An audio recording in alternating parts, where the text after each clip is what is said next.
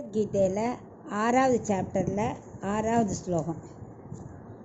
பந்துராத்மாத்மனஸ்தஸ்ய ஏனாத்மைவாத்மனா ஜிதஹ அநாத்மனஸ்து சத்ருத்வே வர்த்தேத்தாத்மைவ சத்ருவத். இப்போ இதுக்குள்ளே அர்த்தத்தை பார்க்கலாம்.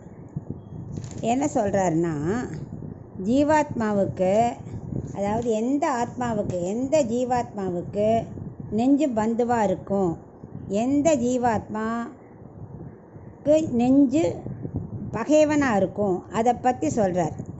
எப்படின்னா, எவனால் தன் நெஞ்சை ஜெயிக்க முடியறதோ அவனுக்கு அந்த ஆத்மா உறவினனாம். எவன் தன் நெஞ்சை ஜெயிக்கவில்லையோ அந்த ஆத்மாவுக்கு நெஞ்சு பகைவனாகிறான். எப்படி? இப்போது இந்திரியங்கள் இருக்கு இல்லையா, கண்ணு தானே கண்ணை பார்த்துக்க முடியாது, காதை பார்க்க முடியாது, அதாவது அந்தந்த இதை பார்க்க முடியாது இல்லையா. அதை மாதிரி நெஞ்சு உள்ளுக்குள்ளே இருக்குது. இதுவே இந்திரியங்களே பார்க்க முடியாதப்போ உள்ளே இருக்கிற ஆத்மாவை பார்க்க முடியுமா? பார்க்க முடியாது. ஆனால் என்ன சொல்கிறாருன்னா, இந்திரியங்கள் கண்ட விஷயத்தில் போய் பார்க்கறது, சாப்பிட்றது எல்லாம் இருக்குது இல்லையா, அதில் நெஞ்சை செலுத்தக்கூடாது. யார் இந்திரியங்கள் போகிற இடத்துலலாம் மனசை போக விடாமல் தடுக்கிறானோ அவனுக்கு ஆத்மா உறவினன். யாரெல்லாம் இந்திரியத்தோடய தம் மனசையும் சேர்த்து அனுப்புகிறானோ அவனுக்கு ஆத்மா பகைவன்.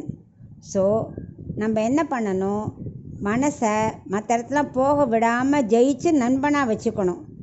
அதுக்கு என்ன பண்ணணும், பகவான் இடத்துல மனத்தை செலுத்தி அவனுக்காகவே நம்ம எல்லா காரியமும் செஞ்சால் நம்ம பாவம் தானே தொலைஞ்சிரும்.